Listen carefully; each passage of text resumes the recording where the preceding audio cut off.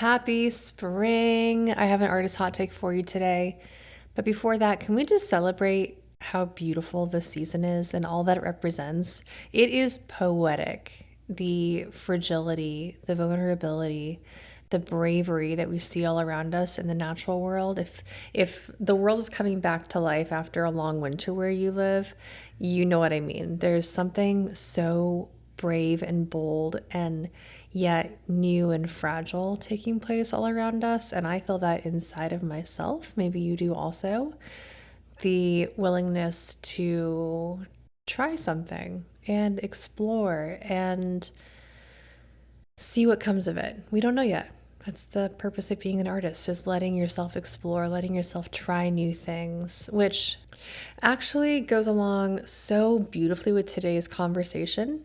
If you haven't listened to the episodes that precede this one, there's 2 episodes that came before this in this little series.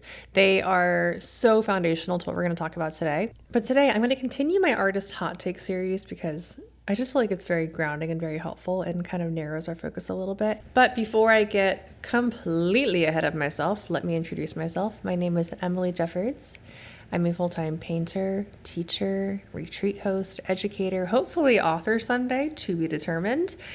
And it's been an honor to grow my career really gently and harmoniously year after year since 2007, when I had my first art show, opened my first very cute Etsy shop, and sold art to complete strangers on the internet, and was amazed, and something inside of me lit up, and I've been growing ever since. So if you're here looking for some connection, some empathy, some real insight into how to do this, how to run a career based around your beautiful, tender, creative work, you are in the right place. Welcome to the Do It for the Process podcast. It's an honor to have you here. And let's dive into today's episode.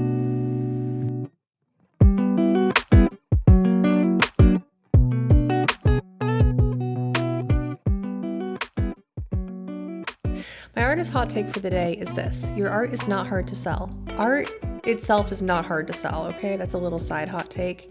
Art is beauty and everybody wants more of that. So art is not hard to sell. However, many artists don't consider their artist brand in this process of bringing your work to the world, letting your potential collectors, your buyers, your clients, etc., experience your work in a way that actually shares your vision beautifully. A lot of artists, and I get to see a lot of artists' work and their portfolios and their businesses and their websites and their photography, etc. I get to see a lot of that inside of making artwork, and it's one of the first spaces that I go, okay, wait, we have some space to play here. We have some space to innovate and shift. Think about your artist's brand. So what do I mean by that? Let's take it all the way back. Center yourself first and foremost we talked about this 2 episodes ago. Center yourself in the fact that your work is good.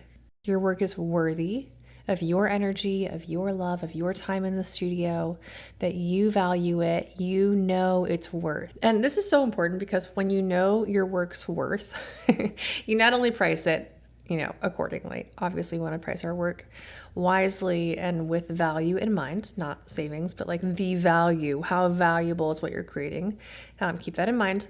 But you also begin to shift how you share your work, because suddenly it becomes this thing that you are proud to share. And you can share with some elegance and some thoughtfulness, and you can wrap your brand values, whatever your personal creative values are, you can wrap those around your work, and your business becomes more and more beautiful. Now, before you're like, I do not have a brand, that's for big corporations, I'm just a girl painting, same. And also, you absolutely do have a brand. A brand is simply how somebody feels when they encounter your work. So when someone experiences whatever you're creating in whatever capacity they get to experience it, that is your brand taking shape. It is not your logo. It is not the colors that you choose necessarily. It's not the styling that you choose. All of those things become aspects of your brand for sure. But your brand is the feeling, identity, and message behind your work. So sharing that effectively becomes really fun because it makes your art unmistakably yours to somebody else. The aesthetics of your work have a lot to do with this. The aesthetics that you wrap around your work, so everything that is adjacent to your creative work becomes a component of your brand. Like I said, it's not just a logo. It is not just a color palette or typefaces, etc.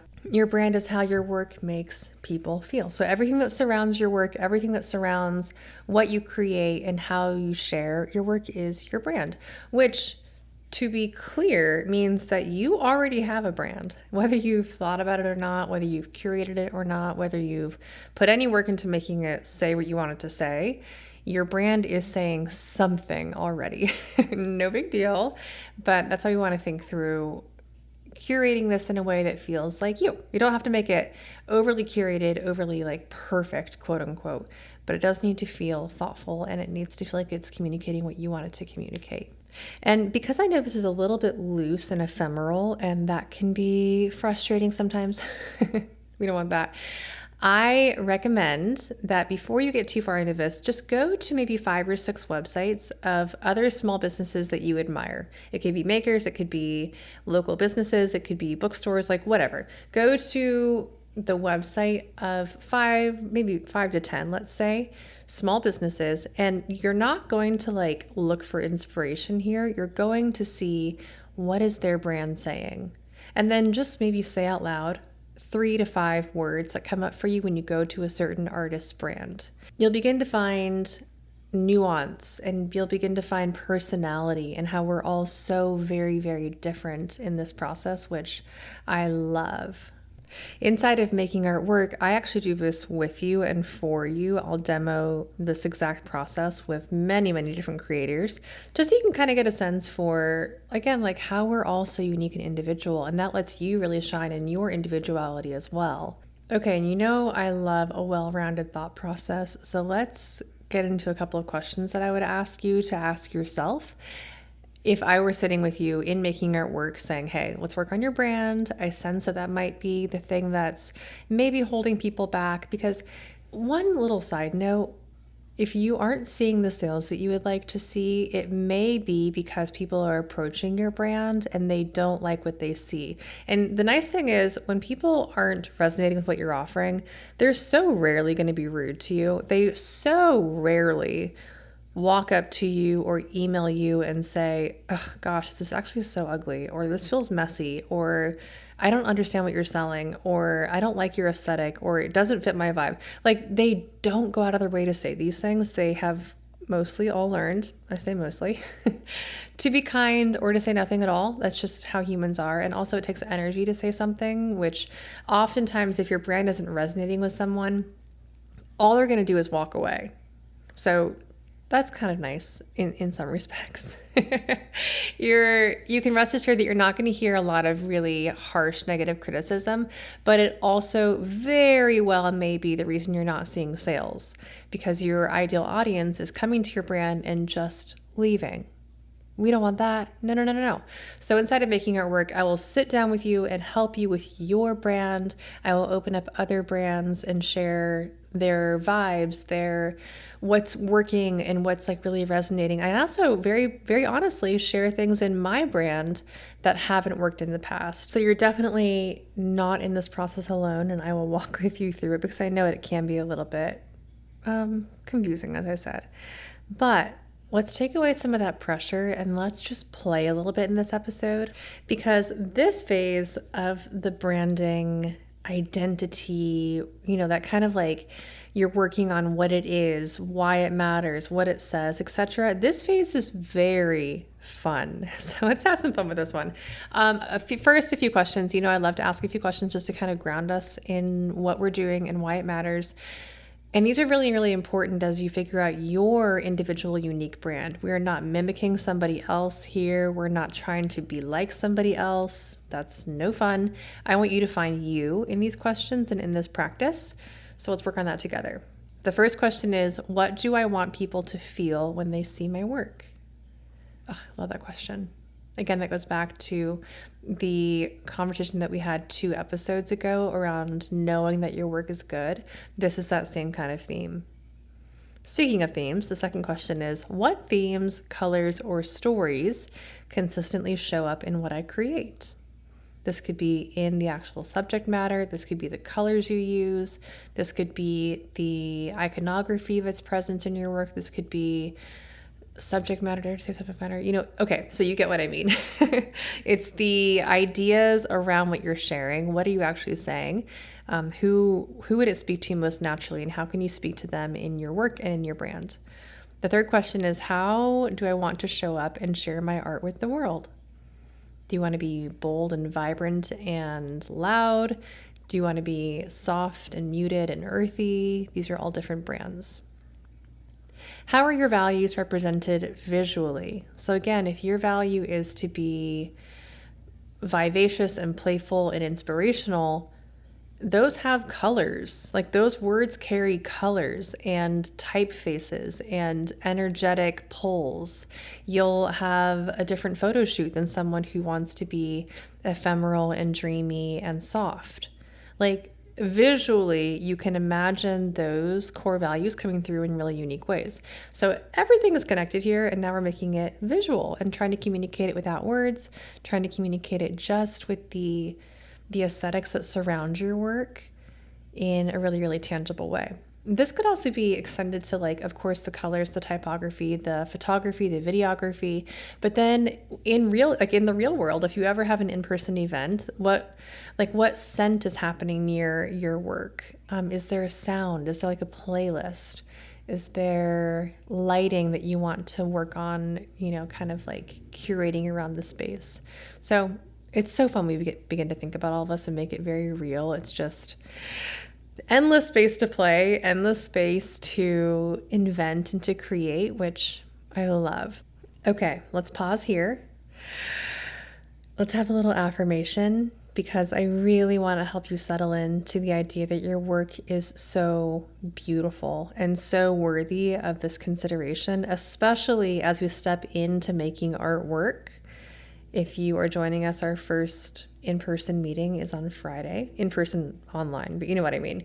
It's this coming Friday, March 21st. And I'm so thrilled and excited to get to walk alongside you and help your business thrive and grow, and just to demystify this entire thing, because we overcomplicate it. We make it very scary. There's a very loud airplane going overhead right now.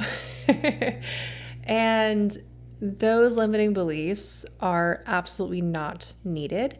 And I also know that this career can be a little bit uncharted, and it can feel a little bit lonely, and it can feel rather confusing quickly. So let's walk this together and truly make it so demystified.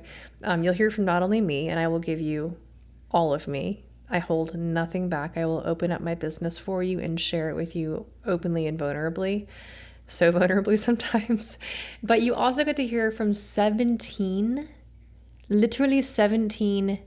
industry experts, people that I turn to for inspiration, that you turn to for inspiration, that you follow online. And if you don't follow them, you need their voice. People that, maybe aren't as known as like Morgan Harper Nichols or Jenna Rainey, etc., but are experts in their field. And their field is things like finance, email marketing, SEO, licensing, how to get into galleries, things like that, where it's like, wait, they don't teach you that in art school. Let me tell you, they do not teach you that in art school. They don't even teach you this in business school. Let's be real. This is like entrepreneur for creative entrepreneurs, times 10. It's incredible. Okay, our affirmation for today is, my art carries meaning, and my brand is a powerful way to share that meaning with the world. When you create a strong artist brand, you are not just selling your art. You're inviting people into your whole world, and you want that to feel like home to them. When the right people come to your brand, and when your brand is clear, when your brand builds trust, deepens connections, makes your work unforgettable, then people approach that and they either say, oh, this space is for me. I get it and I love it here. Or they say, oh, I see it. I respect that. It's not for me. And that is actually good. We want that, okay? We want that. We're not trying to be palatable to all people in all places and all times. No, no, no. We're here for our collectors and our buyers. And the more you can kind of niche down and speak to them, the more success you are going to have. I promise you. This is far more than strategy. This is about stepping fully into who you are as an artist and letting yourself feel honored in your work. Does that make sense? It's so beautiful to feel like you fit in your own business, which I know sounds like, yeah, duh.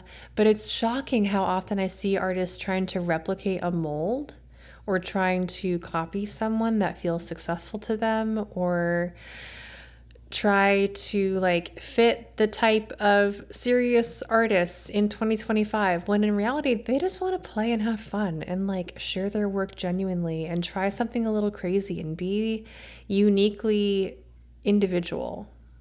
So let yourself be present in your brand. Let yourself feel at home in your own brand.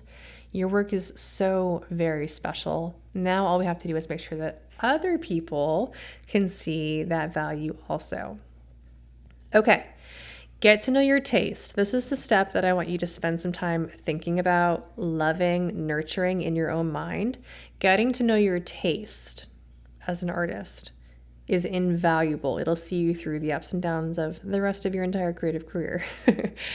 And what I mean by this is learn to pay attention when something attracts you and when something repels you. This is taste. This is your individual taste. And there's no right or wrong taste, as I keep saying. Be you, be individualized, be unique, be so, so beautiful. But begin to notice when something repels or retracts. I mean, hold on.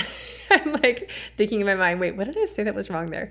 Begin to notice when something repels you or attracts you, not retracts. That was funny. Oh, goodness. What I recommended inside of Share the Work, and everyone shared their version of this inside of the Facebook group that we have called the Creatives Club, which is so cute and so beautiful. I recommended that everyone go to Pinterest and begin to pin pieces of your work, whatever they may be, and then pin things that are adjacent to your own work. So we're not going to pin other pieces of artwork from other artists. That's not the goal here. The goal is to build out a full spectrum brand inspiration board. So once you've pinned your own work, I want you to begin finding things that fit next to that. So let's say you pinned a drawing that you did last year and it's of a horse and it's beautiful. What colors would center themselves around that piece of artwork? Or let's say you pinned a couple of mugs that you made. What settings, like what interior design settings, what outfits, what flowers, what typefaces would fit next to that body of work or that idea that you have? Notice patterns or themes. What colors are you drawn to? What colors are you repelled by? What themes are you repelled by? Are there any motifs or things that keep reemerging? What images are you drawn to? Are there textures that you're interested in? And I want you to look for a variety of images. Look for typography, which is like fonts and different typefaces. I want you to look for colors, interior design, fashion, different packaging or styling, product photography. Look for brands or ideas or aesthetics that, again, they're like a sister to what you're already creating. So there's some continuity between these things. And what you're trying to do here is to create a full enough board that you can begin to see some themes, begin to see, oh, this is who I am. And it might look very obvious to you, but I guarantee if you were to go over to the Facebook group, I'll link it right here below, and look at everyone's Pinterest boards in there, you would be like, oh, we are all so different. This is fascinating. If you're not finding what you want on Pinterest, then go to Google or go to a magazine and just cut things out. You can, use whatever works best for you. I like Pinterest. It works for me. I enjoy that. but do whatever you need to do to find your inspiration. This is going to become the foundation for when you actually go to create your own brand. And again, we're not making this a board to pull directly from. We're obviously being inspired by the mass of pins or like images that you're capturing. And then when we go into making artwork to make our unique brands, this step is done. And we now know where we're like drawing that well of inspiration from. Making artwork is open until Thursday. Please join us. This course is ready to fully change your entire creative life and probably your actual real life too, because changing a creative life empowers everything to thrive. I can't wait to see you in there. We meet every Monday for our new module, and then every Thursday for about an hour and a half long Q&A where I get to really sit with you, look into your business, help you with your website, help you with your ideas, help you with sourcing or problem solving or finding supplies for certain projects, or really honestly anything you need, whether that's encouragement to very practical links for where to get stickers printed or where to find packaging supplies or where to put this on your website. We really get very, very practical in this space, along with the expertise of our experts who are so generous. Oh my gosh, they're so precious and sweet and willing to just open up and share with you, because we've created a safe space. We created a space where artists get to thrive. We're all here for that purpose, to that end. And we also created a container in which it's safe for the guest experts to be open and vulnerable, which is a gift because, you know, the internet is what it is. And having the safe space to be like, here's what I'm doing in my business doesn't come often, and it's not something to be taken lightly by any means. If I could encourage you to do one thing, it would be to join Making Artwork this year. It will revolutionize your studio practice. I will work my very best to make sure that you see that you know that, and that you see the fruits of that in your life and in your business. Okay, I've linked everything having to do with Share the Work, which is the free series that we're working through together, down below. There are workbooks for this episode and for the last 2 episodes available there. There are 2 more episodes in the series coming out this week. I'll be here in your headphones a lot this week, which I'm excited about. And Making Artwork is open until Thursday. We begin our first meeting on Friday, and I cannot wait to see you there. Okay, that's all for today. Bye for now.